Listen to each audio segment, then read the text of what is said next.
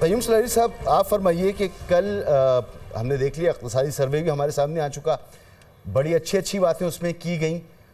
لیکن میں ہمیشہ کہتا ہوں کہ سچ بولنا چاہیے۔ ہر سروے بڑا اچھا ہوتا ہے اور ہر بجٹ بھی بڑا اچھا ہوتا ہے مشکلات کے باوجود، لیکن ان اچھائیوں کی جو ریفلیکشن نظر آنی چاہیے ملک کی ترقی میں وہ نظر نہیں آتی۔ تو اصلاحات کا یہ بجٹ تصور کیا جا رہا تھا، آپ کو کیا توقع ہے کہ اس میں کس طرح کی اصلاحات ہمارے سامنے آ سکتی ہیں؟ شکریہ مسعود۔ پہلے تو جو کل کا ایک اقتصادی سروے تھا، ہمیں یہ ذہن میں رکھنا ہوگا کہ یہ ایک مشکل ترین سال کے لیے یہ پاکستان کی پروگریس رپورٹ ہے۔ یعنی پچھلے سال انہی دنوں پہ ہم دیوالیہ ہونے کا خطرہ تھا پاکستان پہ، مئی کے اینڈ اور جون میں۔ اس کے بعد سپٹمبر کو اگر آپ دیکھیں تو سپٹمبر میں بلیک مارکیٹ میں بھی ڈالر جو ہے وہ 350 روپے پہ نہیں مل رہا تھا، اور اس کے بعد سے لے کے اگر ہم آج تک کا جو سفر طے ہوا ہے اس کو دیکھتے ہیں تو کافی ساری اس میں بہتری ہے، گو کہ اس طریقے سے نہیں جو کہ ہم چاہ رہے تھے۔ جو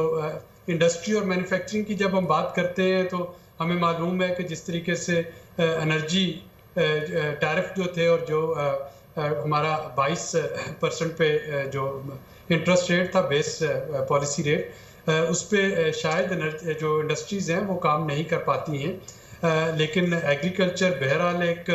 بہتر سیکٹر رہا۔ یہ علیحدہ بات ہے کہ گندم کے جو کاشتکار ہیں وہ بیچارے جو ہیں وہ بے وقت گندم امپورٹ ہونے کی وجہ سے ان کی ساری کیے کرائے پہ پانی پھر گیا۔ لیکن گوئنگ فارورڈ اگر ہم بجٹ کو دیکھیں تو یہ بجٹ ایک آرڈنری بجٹ نہیں ہے، یہ ایک پری کنڈیشن ہے اگلے IMF پروگرام کی جو شروعات ہونی ہے اس کے لیے۔ ابھی پچھلے مہینے جو IMF کا مشن تھا وہ بغیر کوئی جوائنٹ کمیونیکے دیے چلا گیا واپس، یہ کہہ کے کہ جولائی میں اگلے پروگرام کی نیگوشیشن شروع ہوگی، اور جولائی میں نیگوشیشن شروع ہونے کا مطلب یہ ہے کہ جون میں جو بجٹ پاس آج پیش کیا جائے گا اور جو فنانس بل جو اپروو ہوگا وہ ایک مظہر ہوگا کہ موجودہ حکومت کتنی سیریس ہے اپنی کمٹمنٹس میں پورا کرنے میں اور کتنی سیریس ہے وہ ریفارمز لانے میں۔ اب IMF ہو یا نہ ہو، کچھ فنڈامنٹلز ہیں جو کہ ہمیں درست کرنی ہے۔ جو ہماری اکانومی میں جو بلیک ہولز ہیں اور جو لوپ ہولز ہیں، ظاہر ہے کہ ان کو پورا کرنا ہے، خواہ وہ اسٹیٹ اونڈ انٹرپرائزز کی شکل میں ہے یا وہ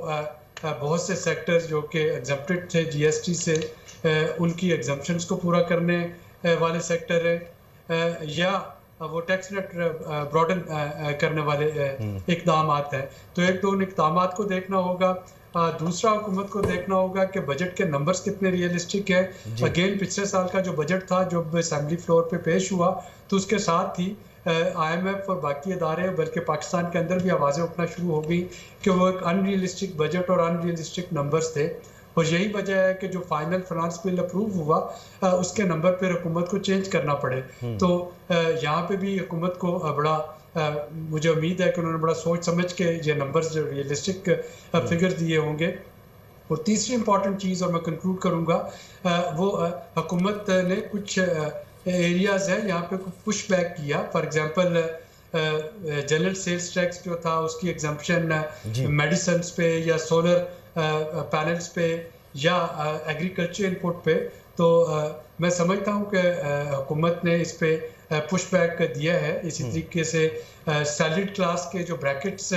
بہت ہائی کرنے کا جو معاملہ تھا وہاں پہ بھی حکومت نے یقینی طور پہ پش بیک دیا ہوگا، اور ہمیں چند گھنٹوں میں پتہ چل جائے گا، کیونکہ اگر ان دو سیکٹرز پہ حکومت کمپرومائز کر جاتی ہے تو وہ اپنی پولیٹیکل جو کیپٹل ہے وہ سارا کھو دے گی۔ ایک طریقہ ہے ریونیو پورا کرنے کا کہ پیٹرولیم لیوی بڑھا دی جائے یا وہ جو کاربن ٹیکس لگا دیا جائے، پیٹرول پہ ڈیزل پہ GST لگا دی جائے۔ وہ ناپسندیدہ اقدام ہے، لیکن وہ اتنا غیر مقبول نہیں ہوگا جتنا غیر مقبول یہ اقدام ہوگا کہ ادویات پہ GST لگا دیا جائے یا سولر پہ لگا دیا جائے یا ایگریکلچر انپٹ پہ لگا دیا جائے یا سیلری کلاس کا جو سلیب ہے 35 سے اٹھا کے سر کہیں پر بھی لگے، چاہے وہ کاربن ٹیکس کی شکل میں لگے یا کسی اور شکل میں لگے، متاثر تو اس سے سب نے ہی ہونا ہے، اور یہ اس متاثر ہونے کے عمل کو حکومت کس طرح سے کم کر پاتی ہے، یہ دیکھنے والی چیزیں جو آج ہم دیکھنے کی کوشش کریں گے۔